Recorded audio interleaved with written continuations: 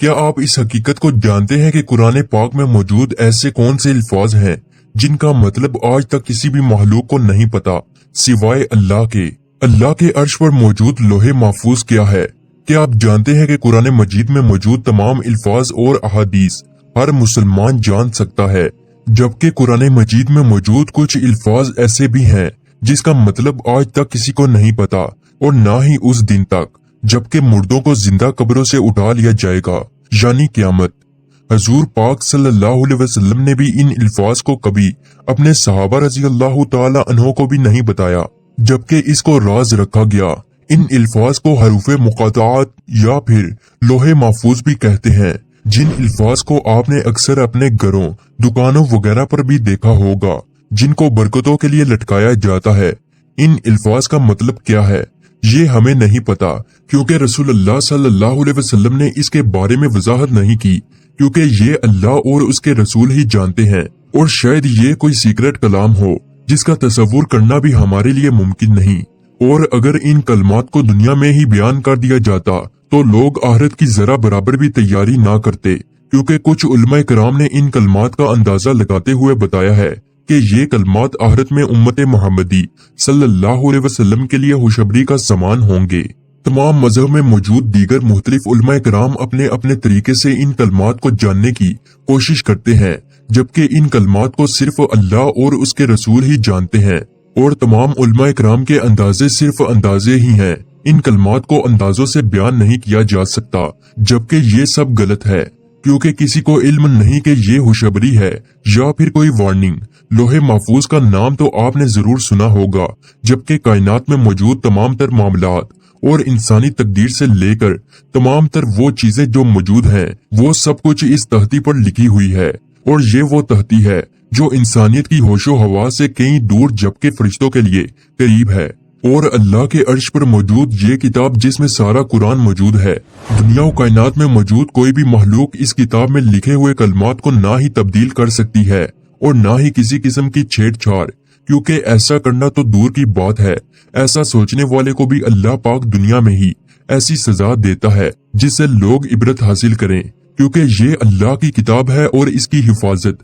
اللہ خود کرتا ہے۔ صحیح بخاری میں بیان کیا گیا ہے کہ اللہ تعالیٰ نے قیامت بنانے سے پہلے اس کی تقدیر کے اندر جو کچھ بھی قیامت تک ہوگا وہ سب کچھ اس لوح محفوظ میں لکھ دیا۔ صرف اس کا ذکر احادیث میں ہی نہیں بلکہ اس کتاب کا ذکر قرآن کریم میں بھی آیا ہے۔ سورہ البروج کے اندر موجود ہے کہ یہ بزرگی والا قرآن ہے جو کہ لوح محفوظ کے اندر لکھا ہوا ہے۔ سورہ واقعہ میں بھی اس کا ذکر ملتا ہے کہ یہ قرآن عزت والا ہے جو کہ لوح محفوظ میں لکھا ہوا ہے، اسے پاکیزہ فرشتے ہی چھو سکتے ہیں، نہ کہ جنات اور انسان۔ تمام انسانیت کا ہر عمل اس میں موجود ہے، اور یہ لوح محفوظ اللہ کے عرش پر موجود سفید موتیوں سے بنی اور اس کے پاک صفات سورج یاقوت کے ہیں، اس کے کلمات اور اس کا قلم نور سے بنا ہے۔ ایک روایت ہے کہ اللہ تعالیٰ ہر روز 360 مرتبہ اس پر نظر فرماتا ہے، کسی کو عزت دیتے ہیں تو کسی کو آزمائش میں ڈالتے ہیں، اسی طرح کسی کو زندگی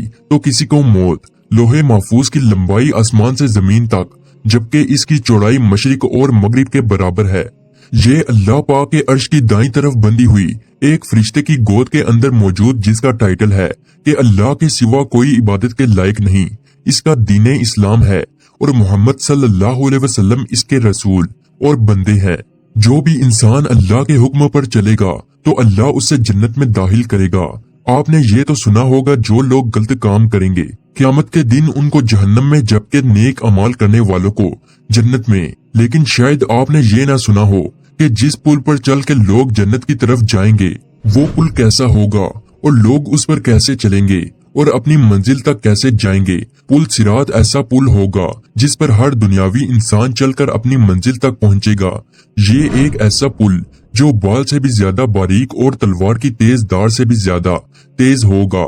یہ پل جہنم کے اوپر موجود ہوگا اور اس کے سامنے جنت کا دروازہ ہوگا۔ اس پل کی لمبائی کئی ہزاروں سال تک کے سفر کے برابر ہوگی، اور جہنمی لوگ اس پر چلتے چلتے تڑپ تڑپ کے نیچے جہنم میں گر جائیں گے، جبکہ نیک لوگ اس پل کو بڑی تیز رفتار کے ساتھ آسانی سے پار کر لیں گے۔ کچھ لوگ اپنے کم اعمال کی وجہ سے بہت ہی رنگ رنگ کر چل رہے ہوں گے، جبکہ پل صراط کی دوسری جانب محمد عربی صلی اللہ علیہ وسلم جنت میں جانے کے بجائے اپنے امتیوں کے لیے اللہ کے حضور سجدے میں جا کر دعا کریں گے کہ اے اللہ میری امت، اے اللہ میری امت۔ ذرا یہ تصور کریں کہ وہ نبی رحمت جس کی اولاد اور اس کے گھر والوں کو ذبح کر دیا گیا، جبکہ خود مسلمانوں نے طرح طرح کی تکلیفیں دی، لیکن وہی جانب ہمارے نبی دعا کریں گے کہ اے میرے اللہ میری امت کو بچا لے، اور اللہ سبحانہ و تعالی آپ کی دعا کو قبول فرمائے گا، سوائے ان لوگوں کے جنہوں نے جنت میں جانے سے منہ پھیرا،